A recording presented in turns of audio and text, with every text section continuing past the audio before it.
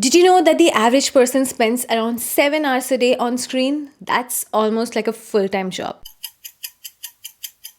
Hi, this is Anjana, and today we are going to have a little chat about something super important but often overlooked, our digital well being. Yep, we're talking about how to manage screen time and beat that tech addiction.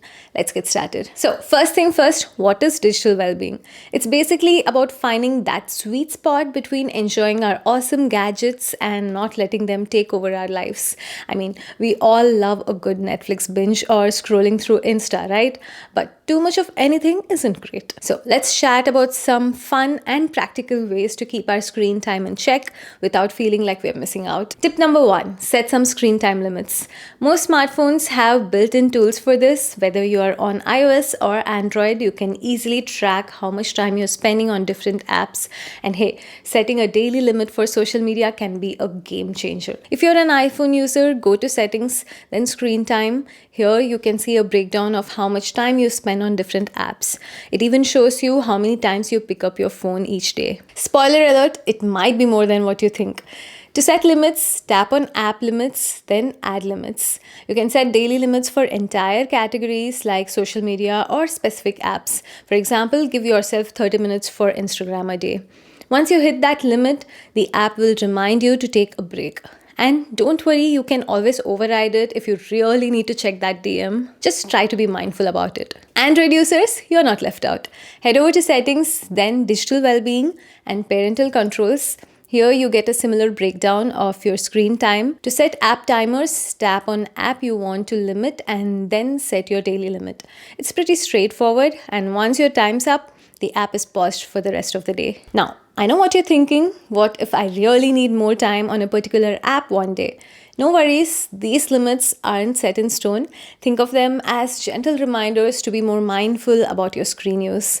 Setting these limits is like giving yourself a friendly nudge to do something else.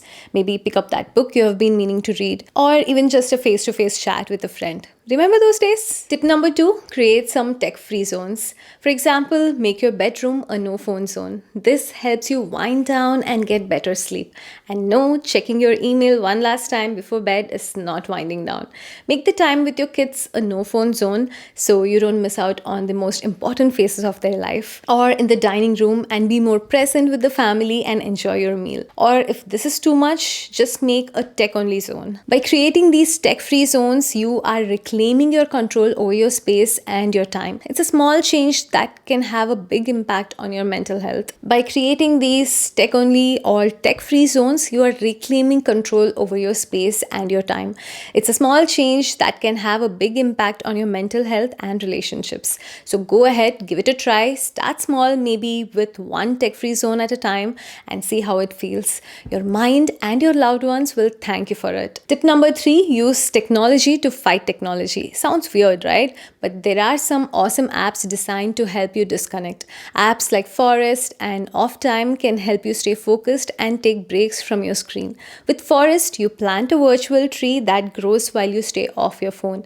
If you exit the app, your tree dies. It's oddly motivating, just trust me. Tip number four, schedule digital detox days. I'm talking about unplugging completely for a day. Now, I know what you're thinking. What about my Snapchat streaks? I get it. FOMO is real, but just imagine 24 glorious hours without notification buzzings, emails pinging, or endless scrolling. Sounds kind of amazing, right? Maybe not at first, but you will definitely get there. So here's the game plan. Pick a day, any day, declare it your digital detox day. Put it on your calendar, tell your friends or relatives, or just use the phone as a landline where you can just pick calls and do nothing more. And mentally prepare yourself for some serious unplugging. I'm not saying you have to spend the entire day's solitude or staring at a blank wall. Use this time to do things that make you happy and recharge your batteries. Maybe it's finally starting that book you have been meaning to read, going for a hike in nature, or catching up with an old friend over coffee. The possibilities are endless. The key here is to disconnect from the digital world and reconnect with yourself and the people you love. It's amazing how much more present you feel when you're not constantly glued to your screen. And hey, if a full day feels too daunting, start with a few hours and work your way up. Tip number 5, practice mindfulness. Imagine you're scrolling through your phone, right? Checking emails, liking dog videos on Instagram, the usual. But wait, pause for a second, take a deep breath, and ask yourself, do I really need to be doing this right now? Mindfulness is all about being aware of your thoughts and actions without judgment. I'm not saying you have to sit cross legged and meditate for hours. Mindfulness can be as simple as taking a few deep breaths, noticing the sensation in your body, or just taking a moment to appreciate the little things in life. And here's the best part, practicing mindfulness doesn't require any fancy equipments or special training. It's something you can do anytime, anywhere. So, next time you catch yourself getting lost in the digital abyss, try bringing back yourself to the present moment. Take a deep breath, wiggle your toes, or simply look up and notice the world around you. You will feel much more calmer and centered. And hey, if you want to take it a step further, there are plenty of mindfulness apps out there that can guide you through meditation exercises or offer daily reminders to check in with yourself. Remember, mindfulness is a journey, not a destination. So be patient with yourself and practice a little self compassion along the way. Okay, let's wrap it. Our smartphones are incredible tools, no doubt about it. But let's face it, they can also be a bit, well, addictive. These 5 tips can help you manage screen time and beat tech addiction. Remember, it's all about balance. We don't need to ditch our devices completely, just use them in a way that supports our well-being. If you found this video helpful and inspiring, give it a thumbs up and hit that subscribe button for more content like this. And hey, if you're on board with the whole less screen, more life vibe, share your thoughts in the comments below. Let's keep the conversation going.